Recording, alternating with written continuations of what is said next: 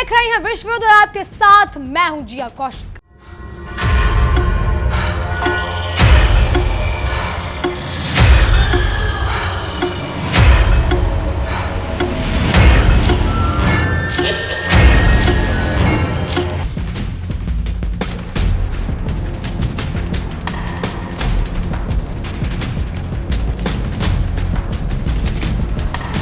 Donald Trump अपनी शाख बचाने के चक्कर में मिडिल ईस्ट के सब बारूद के ढेर पर ऐसी चिंगारी लगा दी है जहां अब अमेरिका खुद फंसकर रह गया है। आज की इस महा कवरेज में निचोड़ ये है कि अमेरिका और इजराइल जिस जंग को 2 दिन का खेल समझकर शुरू कर चुके थे, अब वही उनके गले की फांस बन चुका है। एक तरफ ईरान के IRGC और राष्ट्र सुरक्षा परिषद ने साफ कह दिया है कि स्ट्रेट ऑफ हॉर्मुज की चाबी तभी घूमेगी जब अमेरिका घुटनों पर आकर पाबंदियां हटाएगा, हर्जाना भरेगा और अपनी हेकड़ी छोड़ना सीखेगा। वहीं दूसरी तरफ सऊदी अरब, तुर्की और पाकिस्तान ने मक्का में ऐसा महासुरक्षा समझौता ठोक दिया है जिसने वॉशिंगटन के पेंटागन के पसीने छुड़ा दिए। और ऊपर से आलम यह है कि ट्रंप प्रशासन के पास गोला बारूद तक खत्म होने लगा है, जिसकी डिप्टी डिफेंस सेक्रेटरी की रक्षा कंपनियों को गिड़गिड़ाते हुए 21 दिन का अल्टीमेटम भेजना पड़ा। इस जंग के सबसे सनसनीखेज पटकथा अब बस स्ट्रेट ऑफ हॉर्मुज में लिखी जा रही है, जहां ईरान ने अमेरिका को ऐसा ठेंगा दिखाया है कि ट्रंप प्रशासन के सारे दावे हवा हवाई हो चुके हैं। ईरान की सुप्रीम नेशनल सिक्योरिटी काउंसिल के सचिव मोहम्मद बगैर ने 2 टूक शब्दों में कह दिया कि दुनिया के सामने अपनी सभी शर्तें रख दी है कि जब तक अमेरिका अपने असभ्य रवैये और दादागिरी को करेक्ट नहीं करता, तब तक किसी समुद्री रास्ते से तेल का एक कतरा भी शांति से नहीं गुजरने दिया जाएगा। ईरान ने सीधे सीधे अमेरिका के सामने पाबंदियां हटाने और युद्ध में हुए भारी नुकसान का हर्जाना भरने का बिल फाड़ दिया है।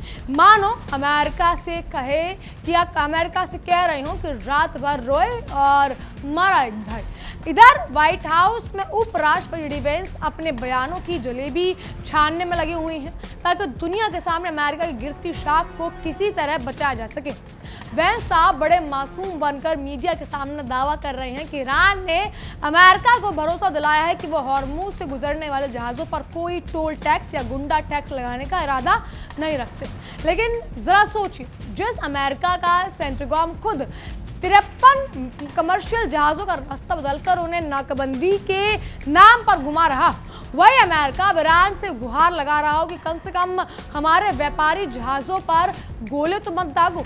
अमेरिकी मिलिट्री की सेंट्रल कमान यानी सेंट्रिगम की हालात इस समय 900 चूहे खाकर बिल्ली हज को चली ऐसी हो गई। सेंट्रिगम बड़े शान से अपनी पीठ थपथपा रहा है कि उसने ईरान की नौसेना का नाकेबंदी के तहत 53 जहाज़ों की डाइवर्ट कर दिए गए हैं, लेकिन हकीकत यह है कि अमेरिका इस जलमार्ग में पूरी तरह बौखला चुका है। जिस स्ट्रेट ऑफ हॉर्मुज से दुनिया का 1/4 कच्चा तेल गुजरता है, वहां अब अमेरिका की दादागिरी को ईरान ने ऐसा ब्रेक लगाया है कि इस पूरे पश्चिमी देशों ने के बाजारों में तेल की किल्लत और महंगाई का हाहाकार मचा हुआ है। इस पूरे ड्रामे के बीच जनरल हसनजादे ने, जो IRGC के तेहरान कॉर्प्स के ब्रिगेडियर जनरल हैं, उन्होंने अमेरिका और इजराइल के मुंह पर ऐसा तमाशा जड़ दिया है जिसकी गूंज अमेरिका तक सुनाई दी। रिपोर्ट्स की माने जाए तो जनरल हसनजादे ने साफ साफ कह दिया है कि अमेरिका और जियोनी हुक्मरानों के घमंड अब मिट्टी मिल चुके हैं और वो इस युद्ध के अपने तमाम मकसदों के में काट की हांडी की तरफ पूरी तरह फेल हो चुके हैं। उसका कहना है कि ईरान की आवाम की ताकत और बासिज सेना की प्रिय तैयारी ने ईरान को दुनिया की ऐसी महाशक्ति बना दिया है जिसके आगे अमेरिका का हर पैतरा पस्त हो चुका है। जनरल के शब्दों में जो चुभन थी उसने ट्रंप के दावों की बखियां उड़ा दी हैं। क्योंकि उन्होंने कहा है कि आज अमेरिका और इजराइल के नेताओं के पास अपनी जनता और अपने बुद्धिजीवों और दुनिया के सवालों का कोई जवाब नहीं है। वो हर मोर्चे पर मुंह की खा चुके हैं, लेकिन मीडिया के सामने आकर ऐसे मुस्कुराते हैं जैसे सब कुछ उनके कंट्रोल में हो। हकीकत यह है कि बगल में छुरी मुंह में राम राम वाली ये अमेरिका की जो अपनी ही बनाई रणनीति के जाल में मक्खी की तरह फंसा हुआ तड़प रहा है। लेकिन असली धमाका तब हुआ जब मक्का की पवित्र धरती पर सऊदी अरब, तुर्की और पाकिस्तान ने एक ऐतिहासिक त्रिपक्षीय सुरक्षा समझौता कर दिया है। अब उस पर दस्तखत भी हो चुके हैं। इस समझौते में दरअसल कहा गया है कि व्हाइट हाउस की रातों की नींद और दिन का चैन पूरी तरह उड़ चुका है। ट्रंप प्रशासन पिछले कई घंटों से समझौते पर एक शब्द भी बोलने की हिम्मत नहीं जुटा पा रहे। उनकी चुप्पी भी बता रही कि काठ मार जाना किसे कहते हैं। अमेरिका को समझ नहीं आ रहा है कि इस नए इस्लामिक डिफेंस ब्लॉक का जवाब किस भाषा में दिया जाए। तुर्की के विदेश मंत्री ने बड़ी चालाकी और कूटनीतिक पैंतराबाजी के साथ दुनिया को समझा दिया है कि रक्षा समझौता ईरान के खिलाफ नहीं। फिदान साहब ने कहा है कि जब तक कोई देश इस त्रिपक्षीय गठबंधन के किसी सदस्य पर हमला नहीं करता तब तक किसी को डरने की जरूरत नहीं है। लेकिन पर्दे के पीछे की कहानी ये है कि मिडिल ईस्ट में अमेरिका की जो मनमानी सालों से चली आ रही है उस पर अब इन 3 बड़े मुस्लिम देशों ने मिलकर ताला लगा दिया है, जिसने अमेरिका की डिवाइड एंड रूल की नीति का जनाजा निकाल दिया है। रक्षा विशेषज्ञों का मानना है कि सऊदी, तुर्की, पाकिस्तान का ये कदम असल में अमेरिकी सरकार की अनिश्चितता और मूडी नीतियों के खिलाफ एक बड़ा संदेश है। ट्रंप साहब सोचते हैं कि वो अब अरब देशों को अपने इशारों पर नचाएंगे, लेकिन अब इन देशों को समझ आ गया है कि अमेरिका का भरोसा करना यानी रेत पर महल बनाना है। इजराइल की आक्रामकता और अमेरिका के बिना सोचे समझे उठाए गए कदमों को देखते हुए इन देशों ने अपनी सुरक्षा का ढांचा खुद खड़ा कर लिया है, जो आने वाले समय में पूरे मध्य पूर्व के पावर बैलेंस को पूरी तरह बदल कर रख देगा। उधर यमन के मोर्चे पर भी लगी आग की लपटें ठंडी होने का नाम नहीं ले रही हैं, जहां हूती विद्रोहियों ने मारब शहर के निशाने को लेकर एक बार फिर भीषण हमला बोल दिया।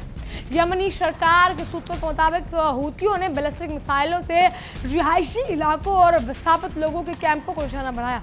इससे साफ जाहिर होता है कि अमेरिका का ऑपरेशन यमन सुचारू लड़ाकों के बल पर बाल भी बाका नहीं कर पाया और वो पूरे इलाके में अपनी मर्जी से हमले करने की ताकत बरकरार रखा है। इधर गाजा पट्टी में इजरायली सेना अपनी हार का गुस्सा मासूम नागरिकों पर उतार रही है, जहां उत्तरी रफा के अल शकूशी इलाके पर टैंकरों की भारी गोलाबारी की गई। इसके साथ ही सेंट्रल गाजा के बुरेज कैंप पर भी इजरायली तोपखाने में ताबड़तोड़ गोले बरसाए गए। इजरायल का ये खूनी खेल अमेरिका की शह पर चल रहा है, लेकिन अंतर्राष्ट्रीय मोर्चे पर अलग थलग पड़ चुका इजरायल अब उस दलदल में इतना गहरा दस चुका है कि वो उससे बाहर निकलने का कोई रास्ता नजर नहीं आ रहा उसे। अब बात करते हैं इस पूरी कहानी के सबसे बड़े और मसालेदार मोड़ की, यानी जिसने ट्रंप के उस दावे की हवा निकाल दी जिसमें वो कहते हैं कि अमेरिका के पास हथियारों का आधार भंडार है।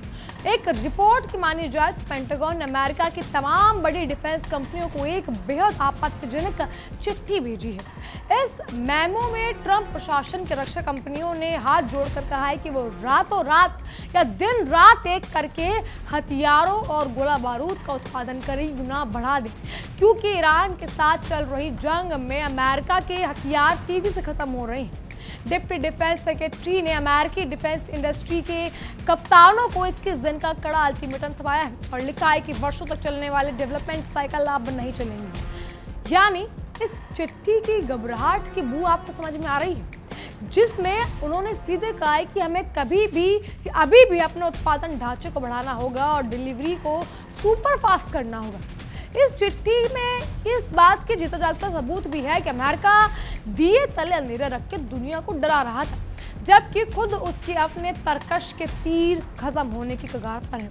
रिपोर्ट्स की मानी जाए तो अमेरिका के पास पैट्रियट मिसाइलें, इंटरसेप्टर्स और अन्य अत्याधुनिक गोलों की भारी कमी हो गई है, जिसकी वजह से पेंटागन के हाथ पांव फूल रहे हैं। ट्रंप प्रशासन भले ही अपने social media platform truth social पर बड़ी बड़ी डींगी हाँक रही हो कि हमारे पास भारी मात्रा में गोला बारूद बन रहा है, लेकिन अंदर की हकीकत यह है कि अमेरिका की हवा निकल चुकी है। वो दुनिया के सामने शेर की खाल में भेड़िया बनकर घूम रहा है, जिसका पर्दाफाश अब खुद पेंटागन से लीक हुए इस मेमो में साफ हो गया है। पेंटागन के एक वरिष्ठ अधिकारी ने एक रिपोर्ट में बताया कि हमारे पास आज की जंग लड़ने के लिए पर्याप्त हथियार है, लेकिन साहब चोरी और ऊपर से सीना चोरी वाली कहावत बिल्कुल सटीक बैठती है। अगर आपके पास पर्याप्त हथियार हैं, फिर डिप्टी डिफेंस सेक्रेटरी को 21 दिन का अल्टीमेटम देकर रक्षा कंपनियों के सामने गिराने की नौबत क्यों आई है? ये विरोधाभास ही अमेरिका की बौखलाहट और आंतरिक कमजोरी की पूरी कहानी बयान कर देता है।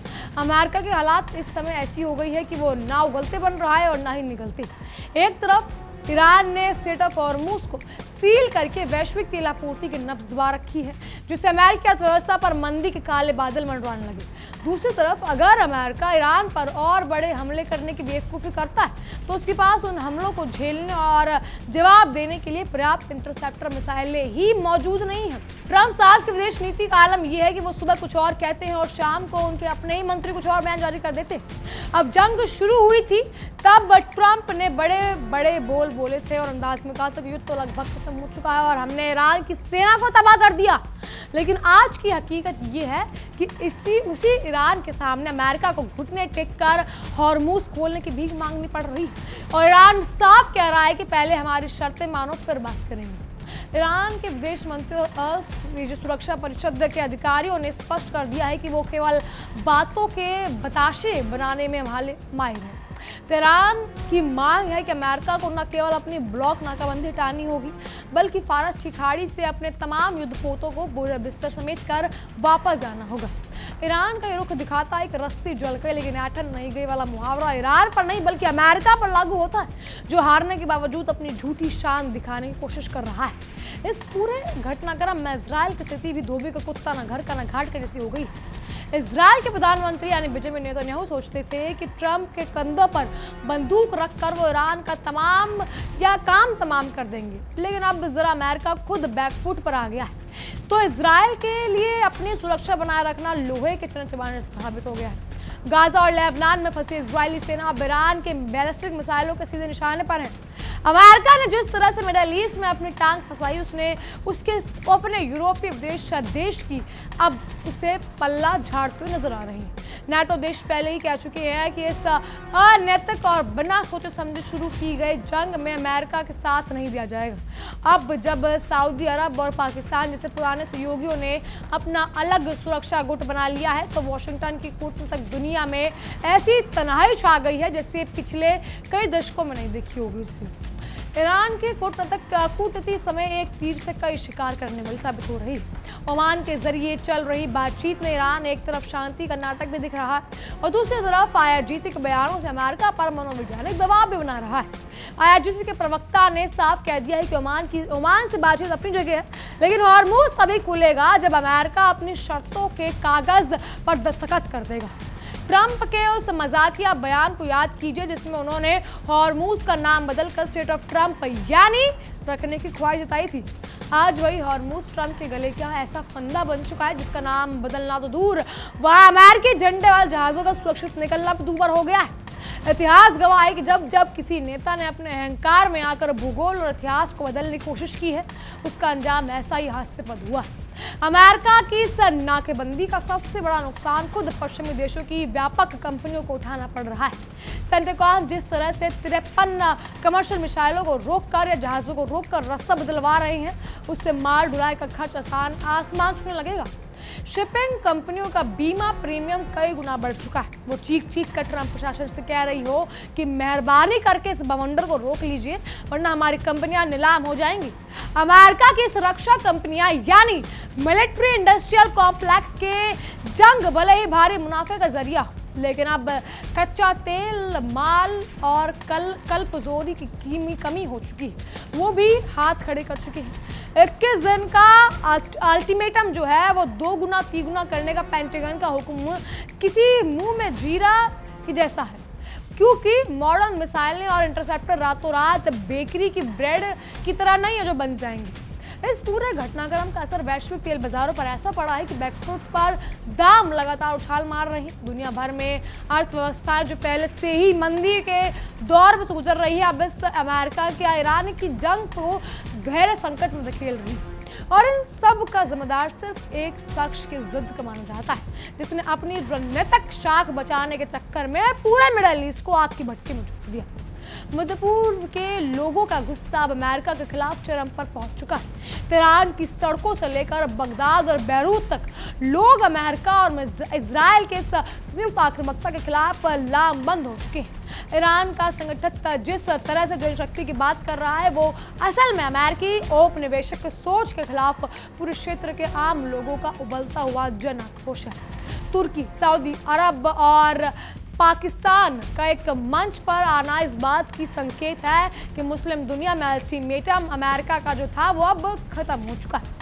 पाकिस्तान के पास परमाणु ताकत है, तुर्की के पास नेटो की दूसरी सबसे बड़ी सेना है और सऊदी अरब के पास अकूत पैसा है। इन तीनों का मिलना वॉशिंगटन के लिए ऐसा झटका है जिसकी कल्पना ट्रंप के सलाहकारों ने अपने सपने में भी नहीं सोची होगी। इस त्रिपक्षीय गठबंधन का दिलचस्प पहलू ये है कि उसने वॉशिंगटन के उन तमाम रणनीतिकारों के दावों की धज्जियां उड़ा दी है जो मानते थे कि सऊदी अरब कभी भी अमेरिका के घेरे से बाहर नहीं निकल सकता। जब पानी सर से ऊपर गुजर गया तो सऊदी अरब ने भी ये समझ लिया कि अपनी फजीहत या हिफाजत के लिए अपनी लाठी अपने हाथ में होना जरूरी है। गाजा और रफा में इजराइल द्वारा की जा रही भीषण गोलाबारी भी अमेरिका की घटती शाख को बचा नहीं पा रही। इजराइल चाहे जितने भी टैंक चला ले और जितनी भी तोप खाने दाग ले, वो इस हकीकत को नहीं बदल सकता कि पूरे क्षेत्र में रणनीतिक बढ़त अब ईरान और उसके सहयोगियों के हाथों में खिसक चुकी है। इजराइल की हर हरकत अब अमेरिका और उसके अधिक बोझ बनती जा रही है। अमेरिका की संसद और मीडिया में अभी ट्रंप के इस नीति पति के सवाल उठने लगे। अमेरिकी नागरिक पूछ रहे हैं कि जब हमारे पास अपने मिसाइल डिफेंस के लिए पर्याप्त इंटरसेप्टर नहीं बचे तो हम दूसरों के जंग में अरबों डॉलर क्यों सुहा कर रहे हैं भला। पेंटागन की लीक हुई चिट्ठी ने अमेरिकी जनता के सामने सच का वो आईना दिखा दिया कि जिसे ट्रंप प्रशासन अब तक मेकअप करके छिपाने की कोशिश कर रहा था। ईरान का साफ और कड़ा रुख इस बात का सीधा सबूत है कि शेर के मुंह में हाथ डालना अमेरिका को कितना भारी पड़ रहा है। तो ईरान के रणनीतिकारों ने बहुत सोच समझ कर स्ट्रेट ऑफ हॉर्मुज़ पर अपना सबसे बड़ा हथियार बनाया, क्योंकि वो जानते हैं कि पश्चिमी दुनिया की अर्थव्यवस्था की इस नस इसी संकर समुद्र रास्ते से होकर गुजरती है। अगर अमेरिका अपने पाबंदियां हटाने में जरा भी आनाकानी की तो तेल के बाजार में वो जलजला आएगा जिसकी तबाही झेलना ट्रंप प्रशासन के बस की बात तो नहीं होगी। ट्रंप के लिए गलियारों में, वॉशिंगटन के गलियारों में अब इस बात की खुशफुसाहट तेज हो गई है कि क्या अमेरिका ने बिना किसी एग्जिट प्लान के जंग में कूदकर अपनी पैर कुल्हाड़ी मार ली है। जब युद्ध शुरू हुआ था तब अमेरिकी रक्षा मंत्रालय के दावे में जो हुंकार थी वो अब धीरे धीरे गिड़गिड़ाहट बदलती नजर आ रही। ईरान ने अपनी शर्तों को जो फजीहत थमाई है उसने अमेरिकी विदेश नीति के निर्माताओं को बगले झांकने में मजबूर कर दिया है। अमेरिकी सेंट्रल कमांड यानी सेंट्रिकॉम की रोजाना जारी होने वाली प्रेस रिलीज में वो दम नहीं रहा जो शुरुआती दिनों में दिखता था। 53 कमर्शियल जहाजों का रास्ता बदलना कोई सैन्य बहादुरी नहीं बल्कि अमेरिका की लाचारी को दर्शाता है। वो इस बात का सबूत है कि अमेरिका इस इलाके में जहाजों को सुरक्षा देने में नाकाम रहा और अब जहाजों को घुमाकर चोरी ऊपर से सीना चोरी वाला एक नया रवैया अपना लिया है। इजराइल की बात करी जाए तो उसकी हालात अधजल निघगरी छलकती जाए जैसी हो गई है। गाजा के उत्तरी रफा और बुजैर कैंप पर जोरदार तोपखाने और टैंकरों से गोले बरसाकर वो दुनिया का अपनी ताकत दिखाने की नाकाम कोशिश कर रहा है। लेकिन युद्ध के मैदान में जब सब जानते हैं कि जब तक ईरान के मिसाइल ठिकाने शांत नहीं होते तब तक तेल अवीव की रातें कभी सुकून भरी नहीं हो सकती, चाहे इजराइल गाजा में कितनी भी तबाही क्यों ना मचा ले। पाकिस्तान, सऊदी अरब और तुर्की के बीच ये इस त्रिपक्षीय समझौते ने न केवल मध्य पूर्व बल्कि दक्षिण एशिया के सैन्य समीकरणों को पूरी तरह से उलट कर रख दिया है। मक्का पर हुए इस समझौते ने अमेरिका में साफ संदेश दे दिया कि जब अब आपकी दादागिरी नहीं चलेगी। जब 3 बड़े मुस्लिम देश अपनी सेना, अर्थव्यवस्था और परमाणु ताकत के साथ एक मंच पर खड़े होंगे तो वॉशिंगटन का सुपर पावर रुतबा ढहना स्वाभाविक है। तुर्की के विदेश मंत्री ने भले ही कूटनीतिक शिष्टाचार में ये कह दिया हो कि वो पैक्ट किसी तरह खिलाफ नहीं, लेकिन राजनीति का बच्चा जानता है कि सांप भी मर जाए और लाठी भी टूटने वाली ये नीति सीधे तौर पर अमेरिका और इजरायली गठबंधन की मनमानी पर नकेल कसने के लिए बनाई गई है। ये पैक्ट इस बात की गारंटी है कि अब अमेरिका की इसमें नाकामी और किसी भी देश की आंखें दिखाने के लिए वो कायम नहीं हो पाएगा। यमन के मोर्चे पर हुती द्वारा मरीब शहर और विस्थापित रिसीवरों पर किए गए नए बैलिस्टिक मिसाइलों ने अमेरिकी नौसेना की कथित नाकाबंदी की पोल खोल कर रख दी है। इतने महीने की बमबारी और अमेरिकी दावों के बावजूद हुती लड़ाके आज भी पहले से ज्यादा आक्रामक रुख अपनाए हुए हैं, जिससे ये सिद्ध होता है कि अमेरिका का ऑपरेशन यमन पूरी तरह से काट की हांडी साबित हुआ। पेंटागन की लीक हुई चिट्ठी ने अमेरिकी सेना को पोल पट्टी खोलते उजागर कर दिया है कि आधुनिक हथियारों के मामलों में खोदा पहाड़ और निकला चूहा वाली स्थिति आई हुई।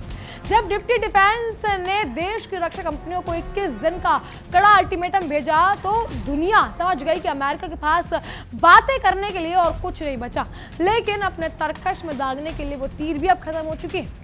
पैट्रियट मिसाइल इंटरसेप्टर की किल्लत अमेरिका के लिए नासूर बन चुकी है, जिसका इलाज पेंटागन के पास फिलहाल नहीं है। एक पैट्रियट मिसाइल को बनाने में सालों का समय और करोड़ों डॉलर लगते हैं, जबकि ईरान सस्ते ड्रोन और बैलिस्टिक मिसाइलों के अमेरिका के महंगे एयर डिफेंस सिस्टम को थका रहा है। इस रणनीतिक चाल में अमेरिका को आर्थिक और सैन्य दोनों मोर्चे पर पस्त कर दिया।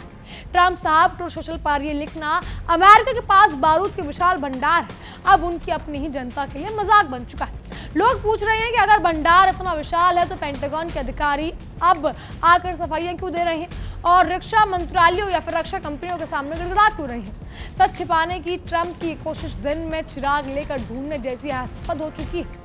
अब पेंटागन के अफसरों के बयानों में जो विरोधाभास है उसने अमेरिकी मीडिया में अपने खिलाफ अविश्वास का माहौल पैदा कर दिया है। एक तरफ कहा जा रहा है कि हमारे पास आज जंग लड़ने के लिए सब कुछ है और दूसरी तरफ इमरजेंसी मेमो जारी किया जा रहा है। ये दोहरी नीति दिखाती है कि अमेरिकी रक्षा प्रतिष्ठान में अंदर ही अंदर कितना बड़ा हड़कंप मचा हुआ है। इस महाजंग ने साबित कर दिया कि वो 21वीं सदी में केवल बड़ी बड़ी बातें करने से कोई देश युद्ध नहीं जीत सकता।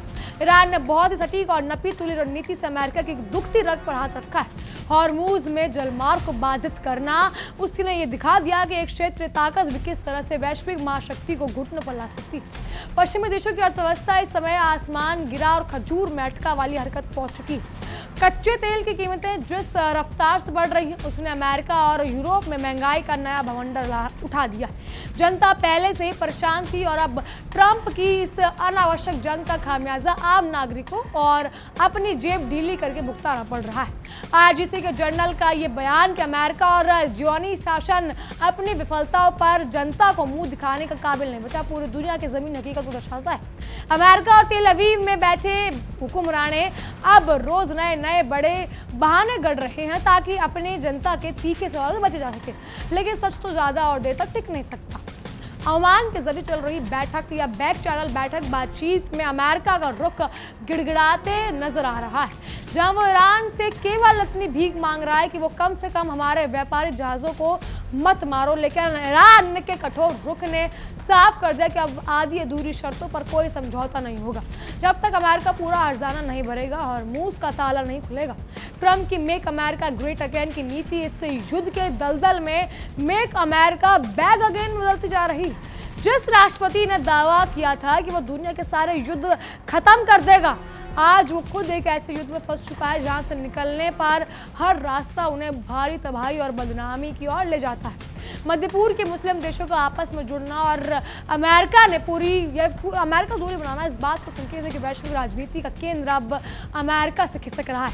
अमेरिका ने सालों तक बांटो और राज को यानी डिवाइड एंड रूल की जो नीति अपनाई थी उसकी मियाद अब पूरी हो चुकी है और क्षेत्रीय देश अब अपनी सुरक्षा के लिए अमेरिकी छाते पर निर्भर होने को तैयार नहीं। गाजा में इजरायल का बब्बर रवैया असल में उसकी अपनी बौखलाहट का नतीजा है कि वो ईरान के हाथों मल रही कूटनीतिक और सैन्य हार से मिल रही।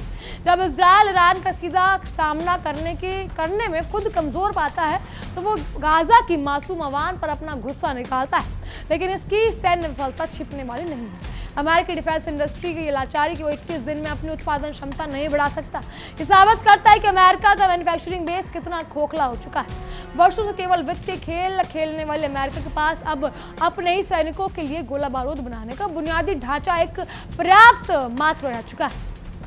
पूरी कहानी का अंत केवल एक ही मोड़ पर आकर रुकता है, या तो अमेरिका अपने अहंकार को छोड़कर ईरान की तमाम शर्तें स्वीकार करे या चुपचाप अपनी सेना समेटकर वापस चला जाए, या फिर स्ट्रेट ऑफ हॉर्मूज की नाकाबंदी से पैदा होने वाली उस वैश्विक आर्थिक तबाही को झेलने और जो ट्रंप प्रशासन का नाम इतिहास के पन्नों में हमेशा के लिए डुबो देगी। अंत में निचोड़ यही है कि अमेरिका वर्सेस ईरान की इस जंग में अमेरिका की स्थिति सूप तो बोलो से बोलो छलनी जैसी भी हो चुकी है। जैसे ही जो अमेरिका दूसरों को शर्तें डायरेक्ट करता था, आज वही अमेरिका ईरान की शर्तों का लिस्ट हाथ में लिए खड़ा है और सोच रहा है कि इस दलदल में सही सलामत बाहर वो कैसे निकलेगा। बहरहाल इन सब पर आपकी क्या राय है हमें कमेंट करके बताइएगा। फिलहाल के लिए इतना, तमाम खबरों के लिए बने रहिए हमारे साथ और देखते रहिए हमारी एक खास पेशकश विश्व युद्ध। देखिए इंडिया डेली 24/7 अब आपकी स्मार्ट टीवी पर। इंडिया डेली मौजूद है सभी डिजिटल प्लेटफॉर्म पर लाइव और लगातार। इंडिया डेली 24/7 हर दिन राष्ट्र को समर्पित।